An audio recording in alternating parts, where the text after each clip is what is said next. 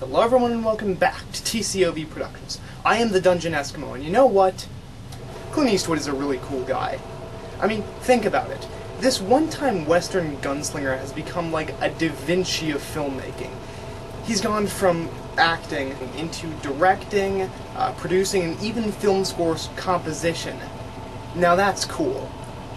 He's also engaged in the insanely difficult task of directing and starring in the same movie. Now, of course, he's not the only one to do that. Some have been quite successful, and others... yeah, let's not deal with that just now. The newest addition to this little league of actors/directors is Sylvester Stallone in his new movie, The Expendables.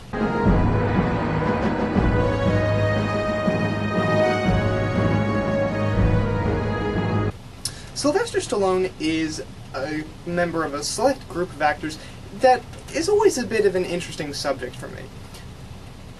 You look at actors like Shia LaBeouf, who, in my opinion, is pretty darn good, and yet has gotten such a bad rap for movies like the Transformers movies, and also, to an extent, Indiana Jones and the Kingdom of the Crystal Skull. And those are the things that most people recognize him for, and whenever they see him in another movie, they're like, oh god, not this guy again. However, people like Sylvester Stallone and Arnold Schwarzenegger, so on and so forth, these people have a tendency to do both really good movies and really bad movies, and yet people just seem to remember the good. And of course Sylvester Stallone is no exception. He's been in some pretty bad movies, like Judge Dredd and his cameo in Spy Kids 3D, which might be one of the worst movies in history. And yet people remember him for all the good days. And so this sort of mix-up of both good and bad really comes out in The Expendables. I know a fair number of people liked this movie, but I'm sorry, it's a mashup of both some really good things and, unfortunately, a whole lot of bad things, making it just a mush of averageness, really. First of all, in case you don't know, in which case you're probably Amish, in which case what are you doing breaking the ordinung watching YouTube? Anyway, like I said, in case you don't know, The Expendables is basically a conglomeration of every major action star imaginable. That's the sales pitch for this movie. You're getting a bunch of action stars together to do one movie. You've got people like, obviously Sylvester Stallone, Arnold Schwarzenegger, Bruce Willis, Jet Li, Mickey Rourke,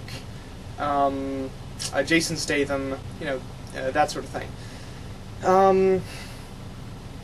But that's sort of where the movie peters out. I mean, the casting, the cast is pretty much like the sole, really superior aspect of it, I guess. Everything else just kind of falls apart from there. And I'm sorry, I know a lot of people liked this movie, or at least gave it a decent rating, but I didn't care for this movie. And I'll be the first to admit that I'm not a major action movie person. I mean, yes, I like, you know, Lord of the Rings movies, which have a lot of action in them. I like, you know, the Bourne movies, which have a whole lot of action in them. But those, like, even the Bourne movies, they have a pretty complex plot line. You know, a full-out action movie, you know, it doesn't need a plot. It's just the action scenes that everyone's after. And, you know, and that is very much The Expendables. I mean, the storyline is pretty quickly forgettable, but that's mostly just because it's extremely simple. Get a group of mercenaries, get them to go to this island, and take out the bad guys, pretty much. You could say that there are, you know, twists with, you know, challenged loyalties within the group, The Expendables. You know, who's actually considered to be the bad guy, so on and so forth, but these are minor things. I think ultimately, my main problems with this movie can be boiled down to three things. Number one, Bruce Willis and Arnold Schwarzenegger. these guys are like the two people that I was most familiar with. I haven't followed a lot of their filmography. I've mostly heard about Schwarzenegger through sort of secondhand, and I've only watched, like, the first Die Hard movie, really. But I recognized them, and I knew what they were famous for. Those guys are both in the movie for, like, 5 minutes. And yeah, I get it, you know, the idea was to get the three biggest action stars, you know, of a couple of generations, Stallone, Willis, and Schwarzenegger, together. But it doesn't accomplish a whole lot.